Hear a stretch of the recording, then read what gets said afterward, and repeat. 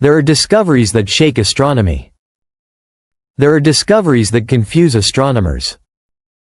And then there are discoveries that snap the very bones of physics in half. Discoveries that make Nobel Prize winners sit back, fold their hands, and stare into silence.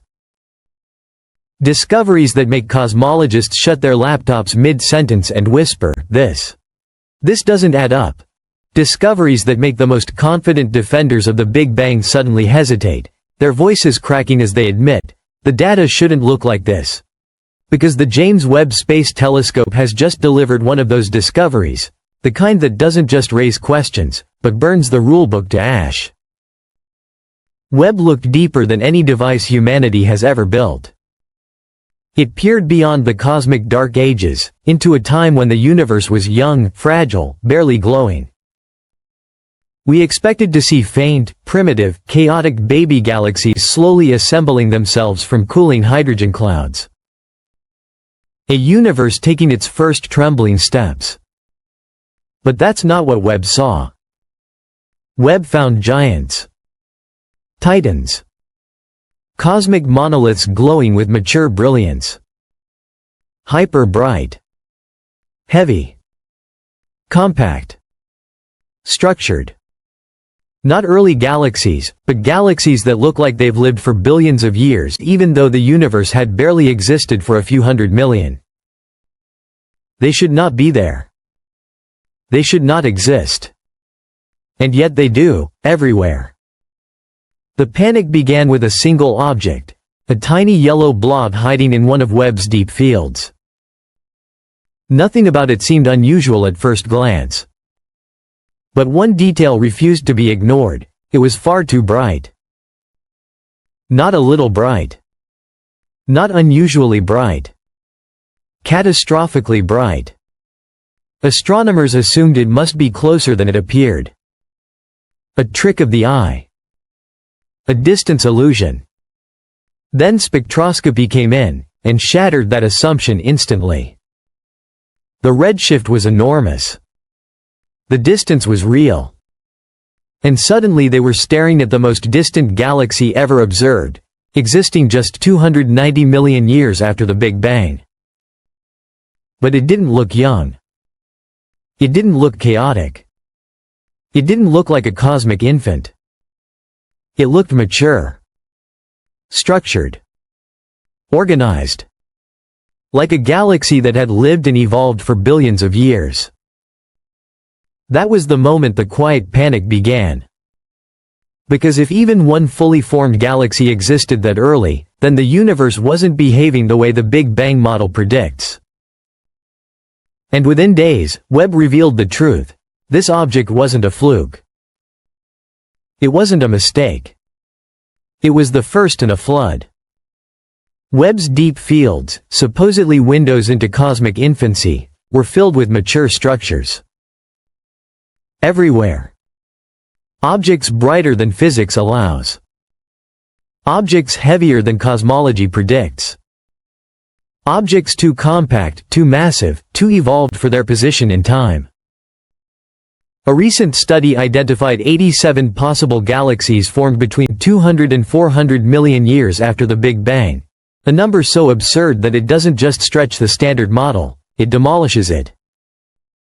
As one author admitted, if even a few of these are real, we must rethink galaxy formation entirely.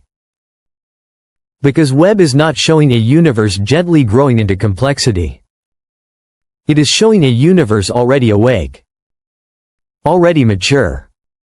Already structured far too early. As if the cosmic story we've told for a century forgot to include its first chapters. As if impossible early galaxies weren't enough, Webb discovered something far stranger, something that breaks a fundamental rule of star formation. In modern galaxies, only about 10% of gas ever turns into stars. This rule is so stable, so universal, that we treat it as a law of nature. But Webb found early objects where 100% of the gas had been converted into stars. Not 20%. Not 50%. Not 90%. All of it. Every atom. every molecule. This is not just unusual.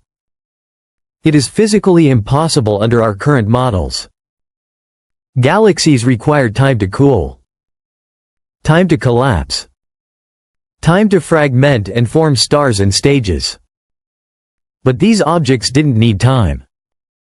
They behaved as if they formed through a completely foreign process, a process not described anywhere in astrophysics. Some scientists now propose a startling idea. These might not be galaxies at all.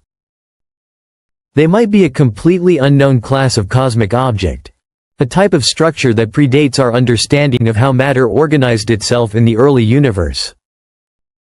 And then came the expansion paradox. According to relativity, galaxies traveling away from us faster than the speed of light should be invisible forever. Their light should never reach us. They should lie beyond the cosmic horizon. But Webb sees them. We are observing objects we should never be able to observe. If this is true, then either relativity is incomplete, or the geometry of spacetime is different from what we believe, or the early universe behaved according to unknown rules. Webb has forced physics to confront its most devastating paradox yet. We are seeing things we should never see. The earliest galaxies look too old, too heavy, too organized. This implies something unthinkable. That structure existed before the cosmic microwave background. Which means, the Big Bang may not have been the beginning. Some Nobel-level physicists now suggest the Big Bang was not a birth, but a transition, a transformation of a universe that already existed. If the universe is infinite now, it may have been infinite then. If it existed before the Big Bang, it may have existed forever. That means the Big Bang did not explode from a single point. It happened everywhere simultaneously, across an already infinite cosmic landscape. And Webb, peering into the darkness, might be seeing the fossil trails of an era older than the Big Bang itself. Even worse, scientists don't know what these new objects even are. They don't behave like galaxies. They aren't quasars. They aren't clusters. They aren't nebulae. They burn with impossible efficiency. They assemble faster than physics allows. They violate the timeline completely. They obey none of the rules. None of the known mechanisms. None of the expected behaviors. They represent an unknown chapter of cosmic history. A chapter we didn't even know was missing. Which leaves scientists with two choices: change the data, or change the universe. And the data is not changing. So now, cosmology must be rewritten from scratch. Not patched. Not adjusted. Rebuilt. Because Webb's message is crystal clear. We weren't wrong about the objects. We were wrong about the universe. The timeline is wrong. The formation rules are wrong. The expansion assumptions are wrong. The universe we see did not begin the way we think it did. And Webb, with its golden mirror and unblinking gaze, may have given us the first evidence of an eternal universe. A universe far older, stranger, and deeper than the Big Bang ever allowed us to imagine.